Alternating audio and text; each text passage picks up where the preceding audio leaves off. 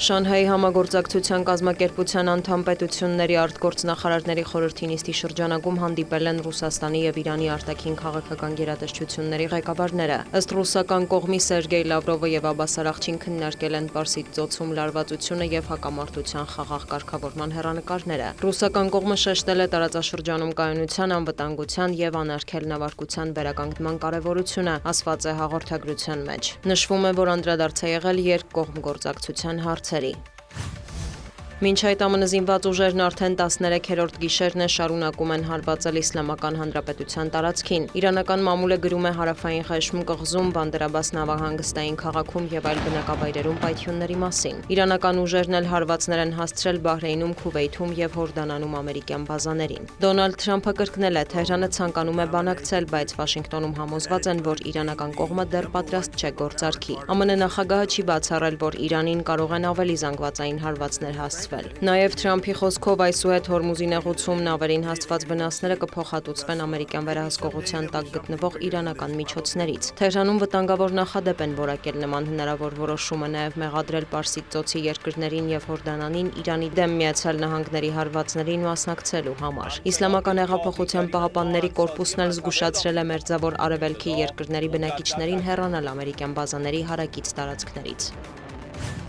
Սերգեյ Լավրովը ԱՄՆ պետքարտուղարի հետ հանդիպումից հետո հայտարարել է, որ ըստ Մոսկվայի ռուս-ուկրաինական հակամարտությունը չի կարգավորվում, քանի որ Արևմուտքը, այդ թվում ԱՄՆ-ը, զենք են մատակարարում Կիևին, նաև հետախուզական տվյալներ փոխանցում։ Ռուսաստանի արտգործնախարարի խոսքով Ալյասկայում Վլադիմիր Պուտինի հետ հանդիպմանը Թրամփը վստահեցնում էր, որ Վոլոդիմիր Զելենսկին համապատասխան քայլեր կանի հանուն խաղաղության, սակայն դա տեղի չունեցավ։ Այնուհանդերձ Մոսկվան հավատարիմ է հակամարտության քաղաքական դիվանագիտական կարգավորմանը, սակայն չի կարող ազդել իրավիճակի վրա, եթե ԱՄՆ-ը կիսում է եվրոպական առաջնորդների եւ Ուկրաինայի դիրքորոշումը, մանրամասնել է ռուս դիվանագետը։ Լավրովը շեշտել է, Ռուսաստանն այսպես թե այնպես հասնելու է իր նպատակներին։ Այս ֆոնին Ռուսաստանը եւ Ուկրաինան շարունակում են փոխադարձ հարվածները։ Ռուսաստանի ՊՆ-ն հայտնել է գիշերը ուկրաինական 571 ԱԹՍ խոցելու մասին։ Կիրովում կան զոհեր, կրկին հարվածներ են հասցվել Wildberries ընկերության պահեստներին, այս անգամ Սանկտ Պետերբուրգում, Լենինգրադի մարզում, Սիմֆերոպոլում։ Կան տուժածներ, ավելի վաղ Ուկրաինայի զինված ուժերը հարվածել էին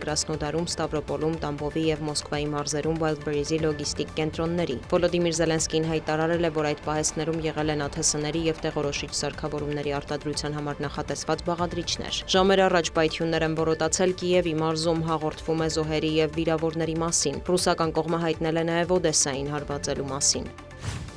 Արևմտյան մամուլը գրում է, որ Դոնալդ Թրամփը կրկին առևտրային պատերազմ է հայտարարում ամբողջ աշխարհին։ Հուլիսի 24-ից ԱՄՆ-ն 10-ից 12.5% մաքսատուրքեր է սահմանում 60 երկրից ներմուծվող ապրանքների նկատմամբ։ Այդ պետությունների շարքում են հայտնվել նաև Ռուսաստանը, Չինաստանը, Հնդկաստանը։ Սակայն Վաշինգտոնում նշում են, որ կարող են բացառություններ արվել։ Ամերիկյան ԶԼՄ-ների տվյալով 10% մաքսատուրք կսահմանվի այն երկրների նկատմամբ, որոնք պարտավորվել են արգելել հարկադիր աշխատանքի միջոցով արտադրված ապրանքների ներմուծումը։ Մնացած բոլոր երկրների նկատմամբ կգործի 12.5% մաքսատուրք։ Ճապոնիան ափսոսանք է հայտնել Թրամփի որոշման կապակցությամբ, Ավստրալիայի առևտրի նախարարը դրանք որակել է անհիմն։ Եվրամիության արտաքին քաղաքականության ղեկավար Կայա Կալասը եւս հայտարարել է, որ հարկադիր աշխատանքի նկատմամբ ոչ բավարար վերահսկողության համար ԵՄ-ին ներկայացվող մեղադրանքներն անհիմն են եւ որ Բրյուսելը պարզաբանումներ կպահանջի Վաշինգտոնից։ Նա շեշտել է, որ ԵՄ-ն կատարել է ԱՄՆ-ի հետ ավելի վաղ կնքված առևտրային համաձայնագրի պահանջները։ Դիանա Գասպարյան, լուրեր։